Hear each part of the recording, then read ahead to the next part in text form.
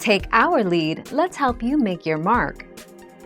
Our goal is your satisfaction. Let us show you the way.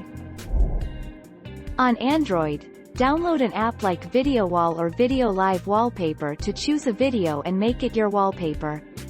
On the iPhone, go to Settings, Wallpaper, choose a new wallpaper. Then tap Live to use a preloaded video wallpaper, or tap your Live Photos folder to use your custom video wallpaper. 20 January 2021.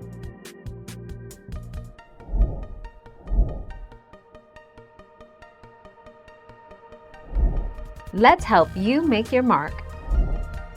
To use a video as a wallpaper using VLC, open VLC and begin playing your video. Right-click the playback window, then click Video, set as wallpaper to apply the video as your desktop wallpaper. 26 July 2020.